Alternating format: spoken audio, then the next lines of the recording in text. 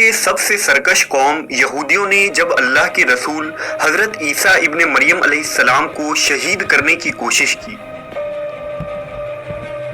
جس رات عیسیٰ علیہ السلام کے قتل کا منصوبہ بنایا گیا، اس رات ایسا کون سا معجزہ ہوا جس نے یہودیوں اور عیسائیوں کو قیامت تک شک و شبہ میں مبتلا کر دیا؟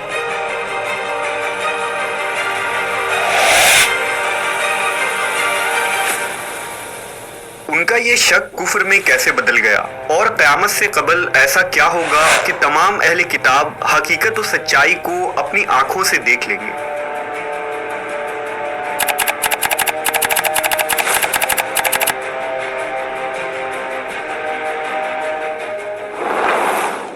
حضرت عیسیٰ علیہ السلام بنی اسرائیل میں مبعوث ہونے والے آخری نبی تھے۔ حضرت عیسیٰ کی والدہ بی بی مریم حضرت داؤد علیہ السلام کی اولادوں میں سے تھی۔ حضرت عیسیٰ پر مقدس کتاب انجیل نازل فرمائی گئی تھی۔ اللہ نے حضرت عیسیٰ کو کئی معجزے عطا فرمائے۔ سب سے پہلا معجزہ حضرت عیسیٰ کا بغیر والد کے پیدا ہونا ہے، اور آپ جیسے ہی پیدا ہوئے تو آپ نے کلام کر کے اپنے والدہ کی پاکیزگی اور صداقت کی گواہی دی۔ حضرت عیسیٰ علیہ السلام مٹی کا پرندہ بناتے اور اس پر پھونک مارتے تو وہ اللہ کے حکم سے پرندہ بن جاتا۔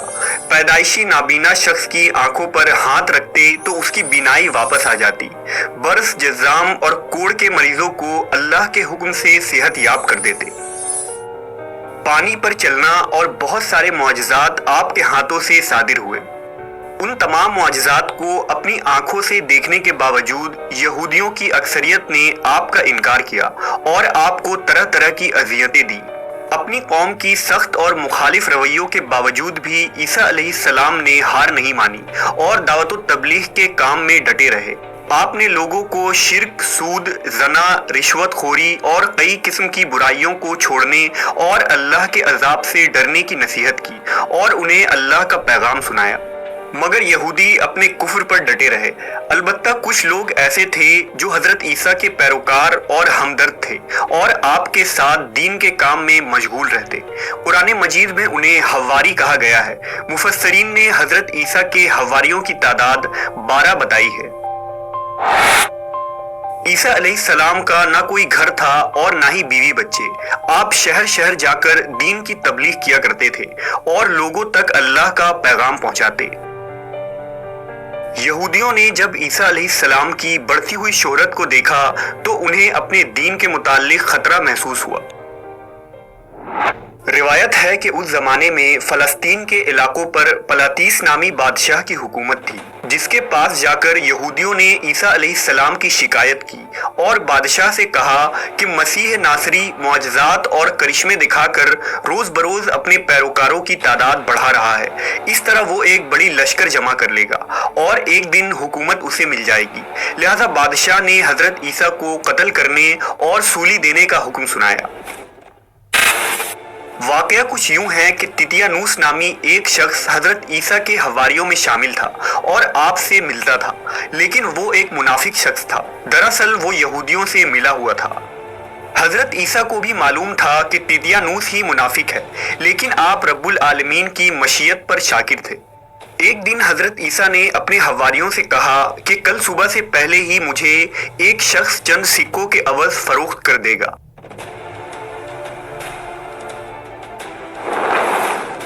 بادشاہ نے تیتیانوس کو 30 درہم دینے کا وعدہ کیا تھا، جس کے عوض اسے خود عیسیٰ علیہ السلام کو شہید کرنا تھا یا دوسروں سے کروانا تھا۔ لہذا تیتیانوس نے یہود کے چند آدمیوں اور بادشاہ کے سپاہیوں کو ساتھ لیا اور حضرت عیسیٰ کے قیامگاہ پر آ گیا۔ اس نے سپاہیوں کو باہر کھڑا کیا اور خود اندر چلا گیا۔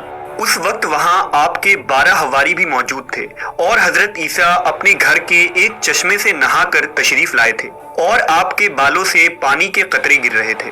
اسی وقت اللہ کے حکم سے حضرت عیسیٰ علیہ السلام کو گھر کے روشن دان کے ذریعہ آسمان کی طرف اٹھا لیا گیا۔ جب حضرت عیسیٰ علیہ السلام آسمان کی طرف جا رہے تھے تو تیتیانوس یہ منظر دیکھ رہا تھا اور متعجب تھا۔ کافی دیر تک وہ اس تعجب میں گمسم رہا تو اس کے ساتھیوں نے سمجھا کہ شاید تیتیانوس اور حضرت عیسیٰ کے درمیان لڑائی ہو رہی ہے۔ اللہ نے تیتیانوس کو حضرت عیسیٰ کا ہم شکل بنا دیا۔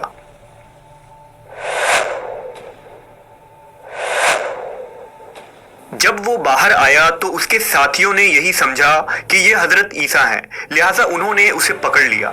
तितियानुस चिल्ला चिल्ला कर उन्हें ये बता रहा था कि मैं तुम्हारा साथी हूँ, मैं ईसा को कत्ल करने गया था, लेकिन उसकी बात को किसी ने भी ना सुना। उन्होंने कहा, ए ईसा, तुमने हमारे साथी तितियानुस को कत्ल कर दिया है और अब हमें धोखा देना चाहते हो। सिपाहियों ने तितियानुस को पकड़ा और उसे रस्सी में जकड़ लिया और उसे लेकर चले। यहूदी और बादशाह के सिपाही उसे कहते जाते कि तू मुर्दों को जिंदा करता था और मजनून को तंदुरुस्त करता था, अब तू अपने आप को इस रस्सी से नहीं निकाल सकता। और इस पर वो थूकते और कांटे फेंकते, यहाँ तक कि वो लोग तितियानुस को उस सलीब के पास ले आए जिस पर वो हजरत ईसा को सूली देना चाहते थे। कुछ देर बाद तितियानुस की लाश उस सलीब पर लटक रही थी। सलीब पर चढ़ाए जाने के बाद जब तितियानुस के लोगों ने उसे गौर से देखा तो सिर्फ चेहरा हजरत ईसा अलैहिस्सलाम का था, बाकी सारा बदन तितियानुस का था।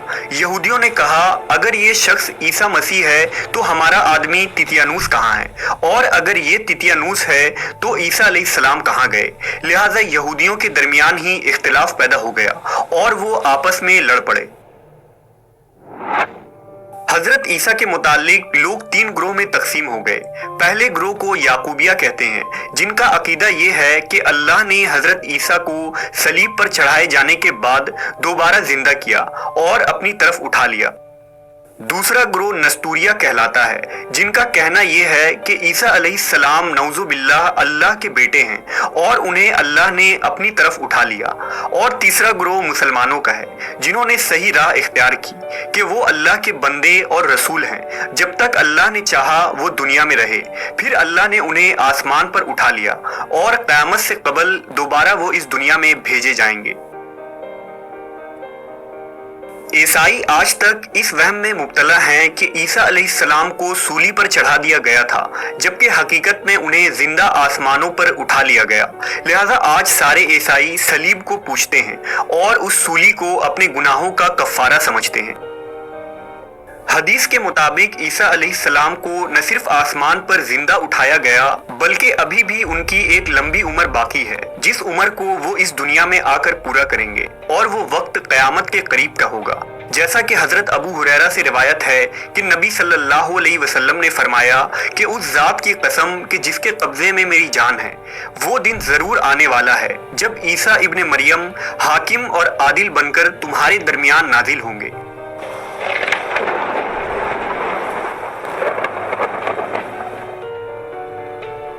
वो सलीब को तोड़ देंगे, खिंजीर को कत्ल कर देंगे और जजिया उठा देंगे। माल की कसरत इतनी ज्यादा बढ़ जाएगी कि उसको लेने वाला कोई नहीं होगा। रिवायतों से पता चलता है कि हजरत ईसा दुनिया में उस वक्त उतरेंगे जब इमाम महदी अलैहिस्सलाम नमाज की इमामत करने के लिए तैयार खड़े होंगे।